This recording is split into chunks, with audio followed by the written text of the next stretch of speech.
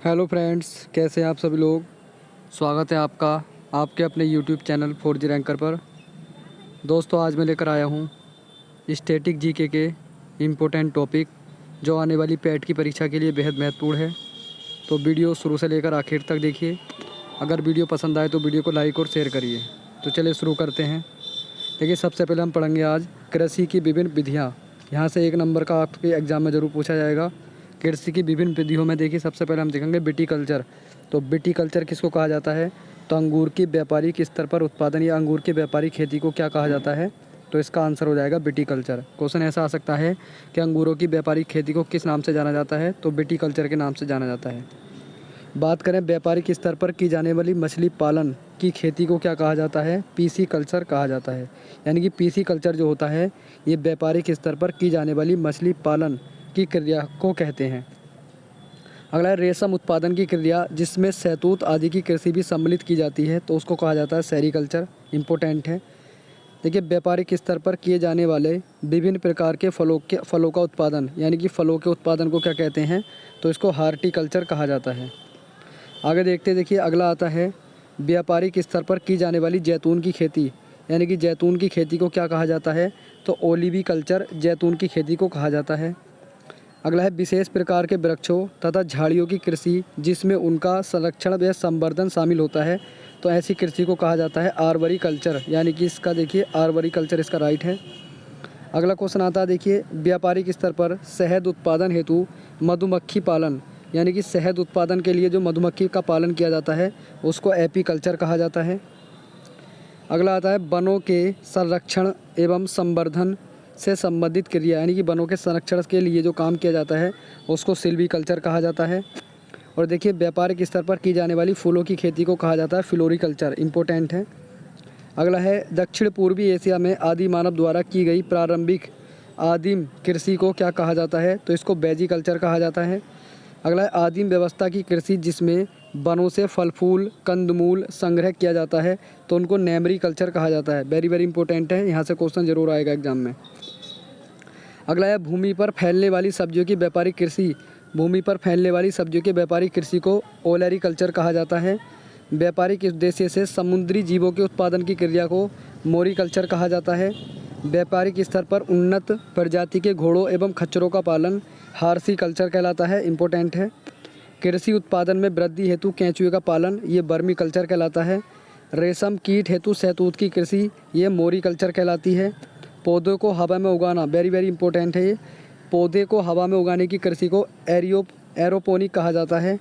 फल विज्ञान को देखिए पोमोलॉजी कहा जाता है।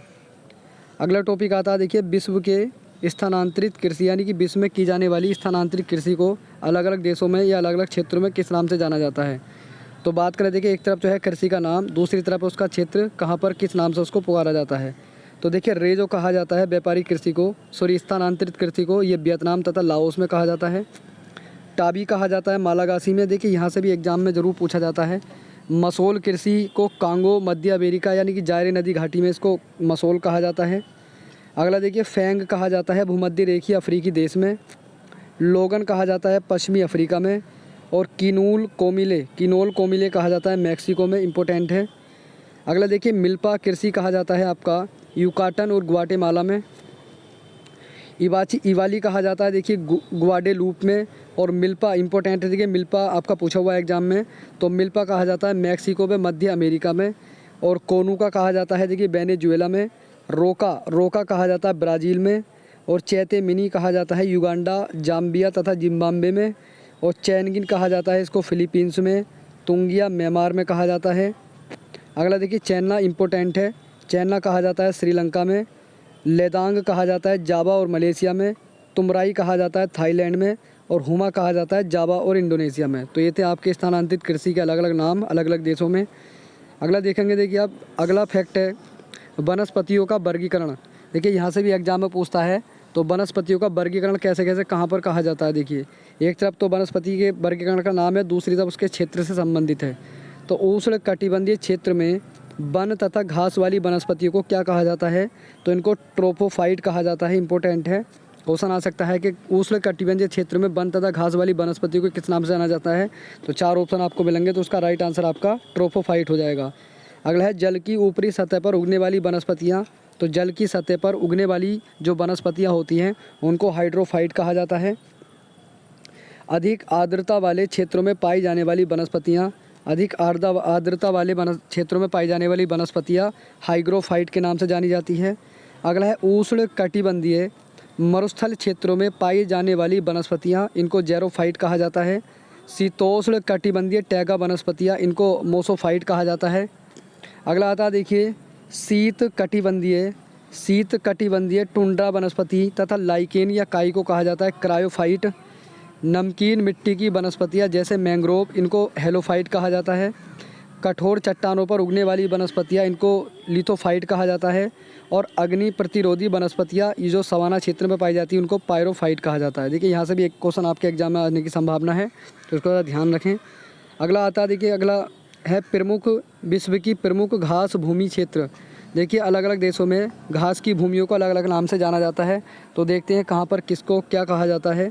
तो देखिए पियरी घास की भूमि जो है आपकी ये अमेरिका व कनाडा में कहा जाता है, इनको पाई जाती हैं ये। लानोस घास के मैदान वेनेजुएला तथा कोलंबिया में पाए जाते हैं। उसके बाद बात करें सेलवास की, तो सेलवास अमेजन नदी घाटी या अमेजन बेसिन में पाए जाते हैं।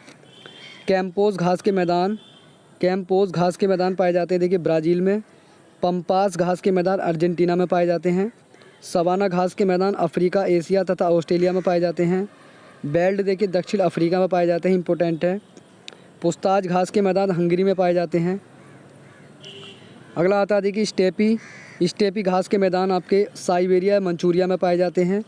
डाउन्स आपके घास के मैदान जो है ऑस्ट्रेलिया में पाए जाते हैं। कैंटरबरी आपके न्यूजीलैंड में पाए जाते हैं। और पटाना घास के मैदान श्रीलंका में पाए जाते हैं। पेंडंग मलेशिया में पाए जाते हैं। अगला आता है देखिए औद्योगिक शहरों के उपनाम। यहाँ से भी एक क्वेश्चन ज़रूर बनता है एग्जाम में। तो एक तरफ तो है औद्योगिक शहर और दूसरी तरफ से उसका उपनाम। तो देखिए अगर बात करें रूस का डेट्रॉयट, तो रूस का डेट्रॉयट कहा जाता है गोरकी को, जो रूस का शहर है। भारत का डेट्रॉयट कहा जाता है पीथमपुर को। चीन का मैनचेस्टर कहा जाता है देखिए शंघाई को। और जापान का मैनचेस्टर वेरी वेरी इंपॉर्टेंट है, कई बार एग्जाम में पूछा हुआ है। तो जापान का मैनचेस्टर कहा जाता है आपका ओसाका को। दक्षिण भारत का मैनचेस्टर कहा जाता है कोयम्बटूर को, वेरी वेरी इंपॉर्टेंट है। अगला देखिए आता है विश्व का इस्पात नगरी, यानी कि विश्व की इस्पात नगरी कहा जाता है पिट्सबर्ग को, इंपॉर्टेंट है। रूस का पिट्सबर्ग कहा जाता है टूल। कनाडा का बर्मिंघम कहा जाता है देखिए हैमिल्टन को। भारत का मानचेस्टर कहा जाता है अहमदाबाद को। इटली का डेट्रॉयट कहा जाता है तुरिन को। और कनाडा का जो डेट्रॉयट है, कनाडा का डेट्रॉयट कहा जाता है विंडसर को। इटली का मैनचेस्टर कहा जाता है मिलान शहर को। उत्तर भारत का मैनचेस्टर कहा जाता है कानपुर को, वेरी वेरी इंपॉर्टेंट है। रूस का मैनचेस्टर कहा जाता है देखिए इवानोवो को। और भारत का पिट्सबर्ग जमशेदपुर को कहा जाता है। जापान का पिट्सबर्ग याबाता को कहा जाता है। और जापान का डेट्रॉयट जो है आपका नगोया को कहा जाता है। अगला आता है देखिए, ये भी इम्पोर्टेंट है।